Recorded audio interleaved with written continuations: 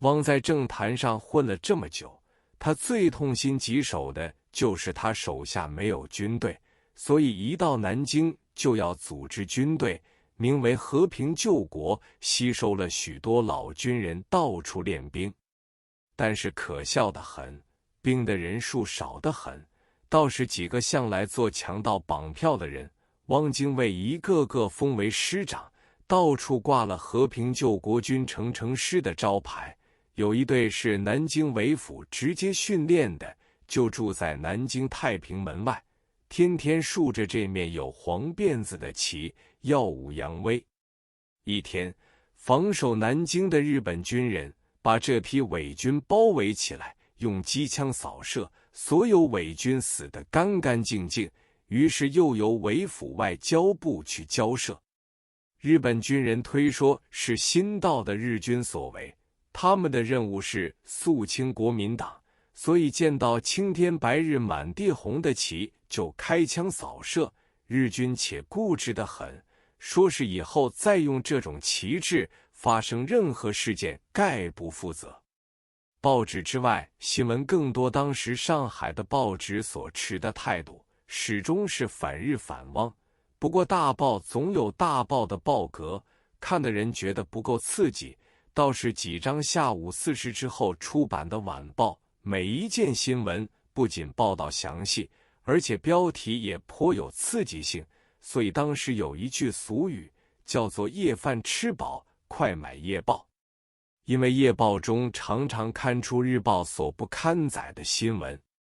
战事当然不利，国军一步一步退，日军一步一步进。不过日夜报新闻的写法已有了一种公式，在节节败退声中，总是说转移阵地，或是我军已完成任务，阵地已无军事价值，或者说是转进集中某地，诸如此类代名词。一部分有心的人当然肚里明白这是败兆，但是大部分人看报不究其详，只要知道日军死了多少，或者某处日军败退，就欢欣鼓舞。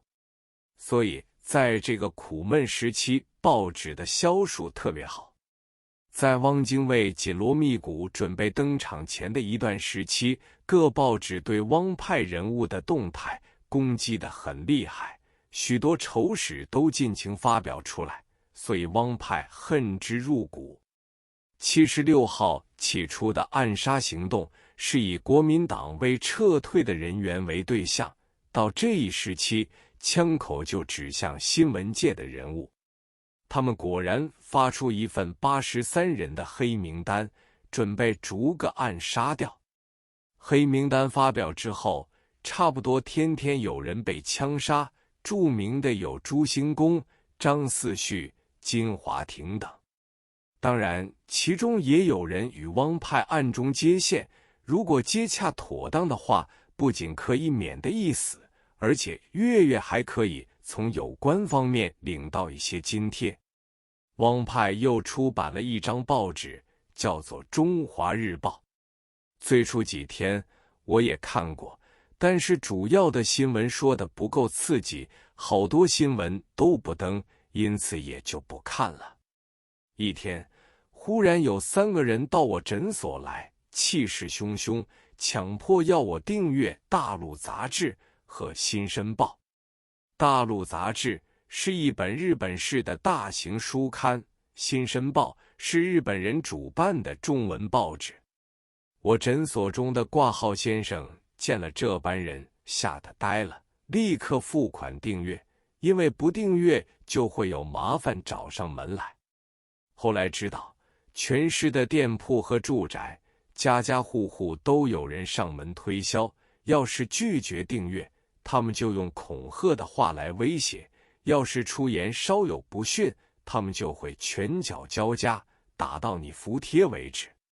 我看《大陆》杂志实际价钱并不贵，而且可以看到许多日本人的动态，虽然明知这许多动态假的多，然而多少也有一些是真的，只可惜出了3期便停办了。这倒不是推销人员动用了订阅费，而是日本国内已经乱得很，对出版物无力维持下去。新申报天天派到，从未中断。新申报曾发表一段新闻，说汪氏那年60岁，当然又有一番热闹，日本人都向他祝寿。日本人饮醉了酒之后，肚里有文才的人都喜欢作诗，汪精卫当时也做了一首60初度的诗，诗云：60年无一事成，不须悲慨不须惊，尚存一息人间事，种种还如今日生。我觉得他这首诗做得并不好，可是第一句说自己混了60年，一事无成，倒是真的。当时我们除了每天看报纸之外，有朋相聚，就谈一些报刊所谓载的各种各式秘闻。这些秘闻一传十传百，传得很快。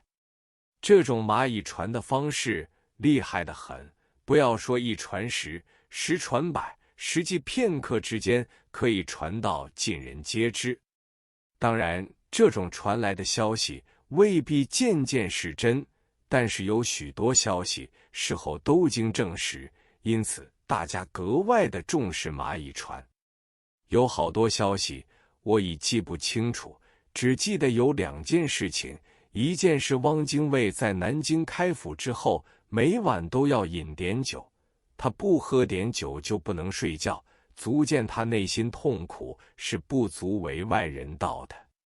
又有一件事是陈璧君对汪精卫管头管脚，讲话时动辄用命令式，汪精卫从不敢服逆其意。例如，汪精卫喜欢喝2杯酒，但陈璧君时常不许他多饮，且见之于汪精卫的《双照楼诗词集》有句云：不辞痛饮最严阵，却故恐被孟光喝。这种蚂蚁传得来的消息，起初大家不相信，后来我在席间碰到楚民义，他在饮醉之后亲口讲出来，证实不但汪精卫时常受陈璧君呵责，连楚民义也怕他。